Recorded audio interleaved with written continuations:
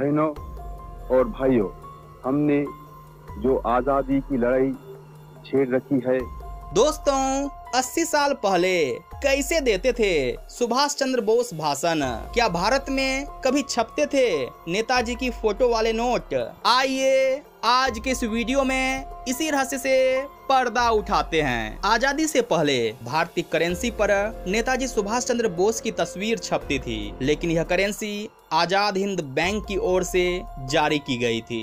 ये नोट भारतीय करेंसी के इतिहास में एक अलग स्थान रखती है। इसकी वजह इस पर छपी तस्वीर है। इस नोट में दाईं तरफ नेताजी सुभाष चंद्र बोस की तस्वीर है और इसके सबसे ऊपर लिखा है आजाद हिंद बैंक, बीच में लिखा है जय हिंद, नीचे लिखा है सुभाष चंद्र बोस।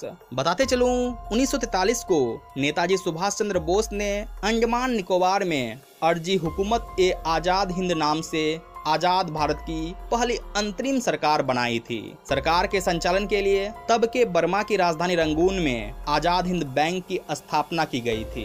बैंक ने 10, 100 और 1000 रुपये जैसे कई मूल्य के नोट छापे थे। इन नोटों पर नेताजी के साथ साथ महात्मा गांधी और आजाद हिंद फौज की महिला रेजिमेंट लक्ष्मी सहगल की तस्वीर थी। इसी समय उन्होंने अपने भाषण में एक बार कहा था, दलादली, बहस मुबाहस और विभिन्न मतभेदों को भुलाकर विभिन्न दिशाओं में बिखरी सारी ताकत जितना शीघ्र हम केंद्रित कर सकेंगे, उतना ही जल्द हम आजादी हासिल कर सकेंगे। वे भाषण में आगे कहते हैं, हमारी गुलामी की जंजीरों को और मजबूत करने के लिए बनाया गया है। इसे आप हरगिज़ स्वीकार न करें।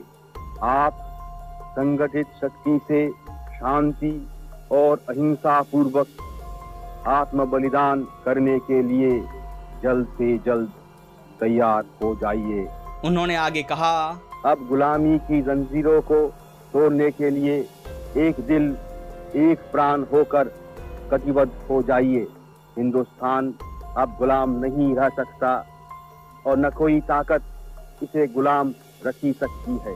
हाँ, हमें स्वतंत्रता का मूल्य चुकाना होगा। वे भाषण में आगे कहते हैं, आप इसके लिए तैयार हो जाइए, जिससे यदि हम गुलाम हिंदुस्तान में पैदा हुए हैं तो स्वतंत्र हिंदुस्तान में जीवे और मरे, तभी आजाद हिंदुस्तान दुनिया को नए नए संदेश दे सकेगा।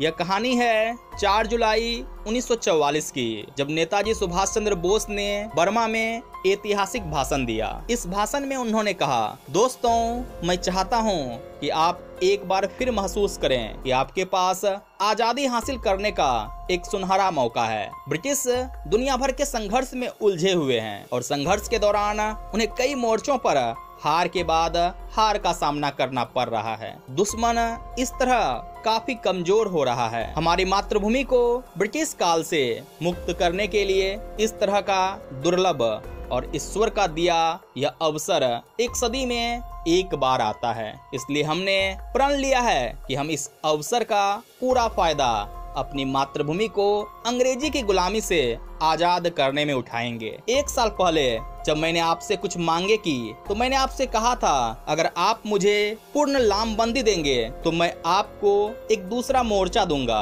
मैंने उस प्रतिज्ञा को निभाया है। हमारे अभियान का एक पहला चरण समाप्त हो गया है। हमारे विजयी सैनिकों ने दुश्मन को पीछे धकेल दिया है। आगे के काम के लिए अपनी कमर कस ले। यहाँ किसी को भी आजादी का आनंद लेने के लिए जीने की इच्छा नहीं छोड़नी चाहिए। एक लंबी लड़ाई हमारे सामने है। आज हमारे अंदर बस एक ही इच्छा होनी चाहिए, मरने की इच्छा, ताकि भारत जी सके।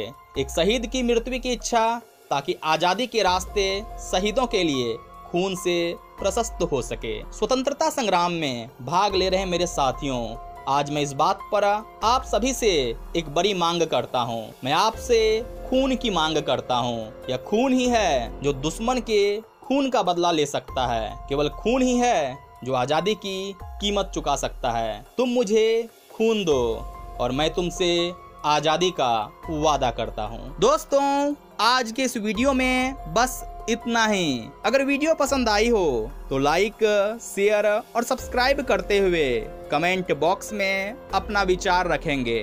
बेहद आभार हमसे जुड़ने के लिए।